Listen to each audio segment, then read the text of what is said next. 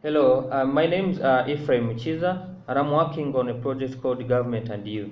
So basically, in this project, I'm trying to explore on the functions of the United States government and to get involved in issues of local and national importance, and identifying ways to be a leader in my everyday life.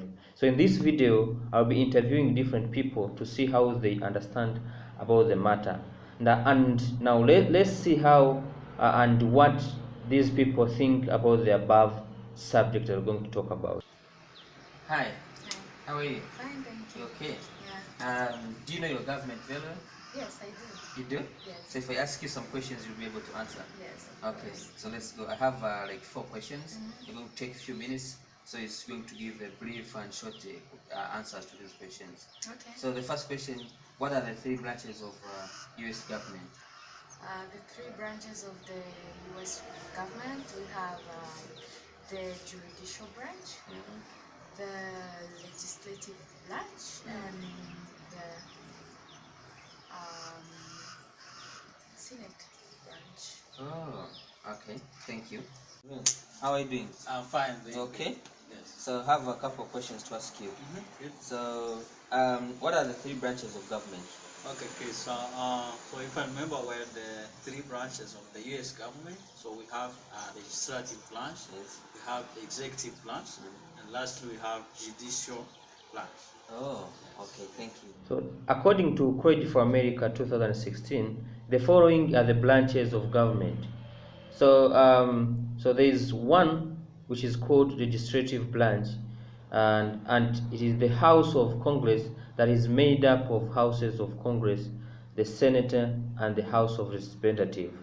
So another branch is called executive branch, which is the branch led by the president, which makes law official. The president is elected by the entire country as usual. And then the third branch is called the judicial branch, which is the branch that oversees the court system of the USA. And through the case, the judicial branch explains the meaning of constitution and laws passed by the Congress. What does each branch of the government, as you said above, do? Okay, so the judicial branch deals with cases and making sure that people are doing what they're supposed to do, they're following the law. And the legislative branch, I think it's the one for the president, where we have the president in that particular branch. And then I don't think I know the name of the other one, but it's made up of the Senate. Okay. Now, what does each branch of the government do?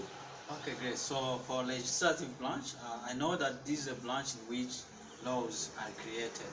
Okay, we can find Senate and House of Representatives in that branch. Yeah. And then for executive branch, so executive, as you understand, so they make sure law are executed or are implemented. Okay. And then for judicial branch, so this branch also makes sure that laws are obeyed and they can punish people whenever they're against the law.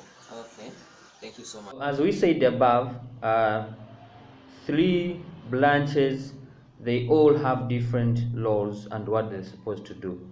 So the law of the legislative branch is to make laws. Laws are written, discussed, and voted on in a Congress.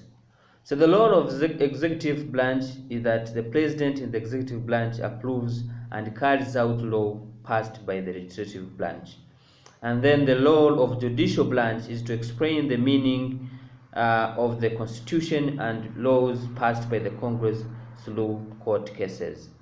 So there is a connection between all of 3 branches. So according to the Fact Monster 2015, the way these branches are connected is that in the legislative branch, laws are written, discussed, and voted on in a Congress.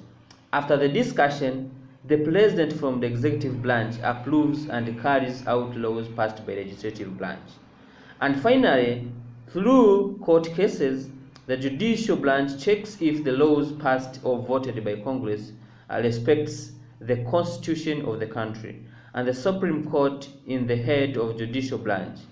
Unlike a criminal court, the Supreme Court rules whether something is constitutional or unconstitutional, whether or not is permitted under the Constitution. Not only that, but also the above branches regulate each other. So the way they regulate each other is that the three branches of government can limit the powers of one another in a way that no one branch of the government becomes too powerful compared to others. So this means that each branch checks the power of the other branch to make sure that the power is balanced between them. In checks and balance, the three branches of the government depend on each other in a sense that if one branch does not do its work, another branch will not also do its work as well. So it is a matter of connecting together and making sure that they regulate each other to be in a same page. So the third question is, Democrats and Republicans are the major parties. Can you name a third party? A third party. Anti-Republican? Anti-Republican? Yes. Okay. So the following question is, Democrats and Republicans, as you said, are the major parties. Can you name a third party? So I think the third party are other part apart from Republican and Democrat. Okay. Yeah.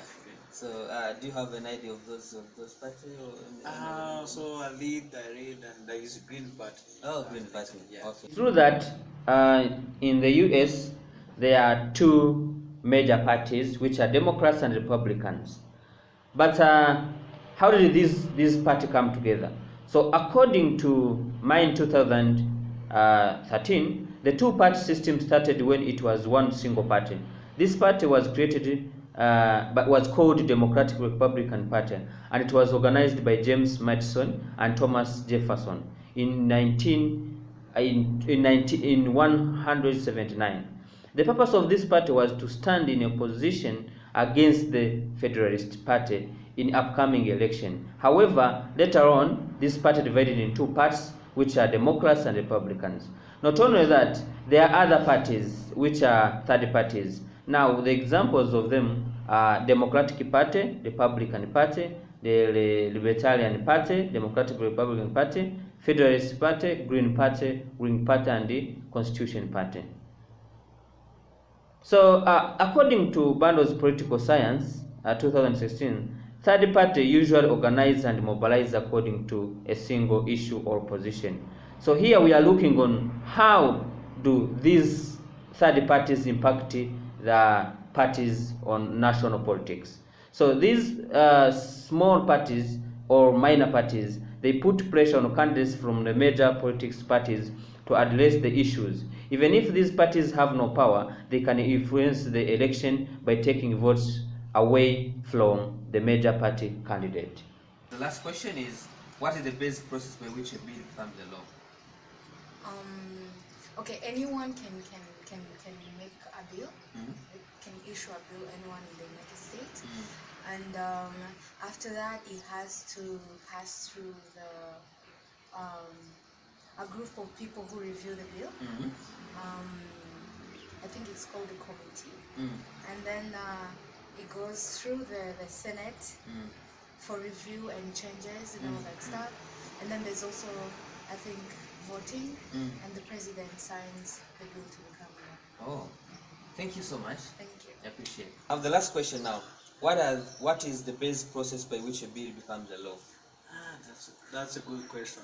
So I remember that a bill to become a law, first it has to pass through legislative branch. They discuss the law, and then after the president has to approve the law. It's like the president must sign, and after the sign, and then the laws or the bill becomes law. That's okay. Thank you so much. Okay, thank you. So after looking on how people, how those people think about the above matter, and then let's see what are the basic process by which a bill becomes a law. So now going straight forward to how this following the process by which a bill becomes a law. So a bill begins as an idea from either a representative or any citizen like me, or any citizen from any place. Then if the bill becomes from citizens, she or he will need to sit and discuss with his representative. After writing the bill down, the representative discusses it with other representatives. If the representatives agree, they research the idea and write them into bills. After the representatives has written the bills down, they will look for other representatives who can support the bill. After getting enough support, then the bill has a sponsor. The representative introduces a bill in the U.S. House of Representatives when it is placed in the hopper, a special box on the side of the clerk desk.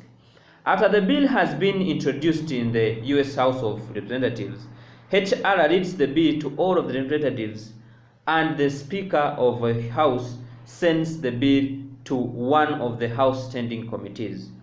After that, then, the committee revises the bill before voting on whether or not to send the bill back to the House floor.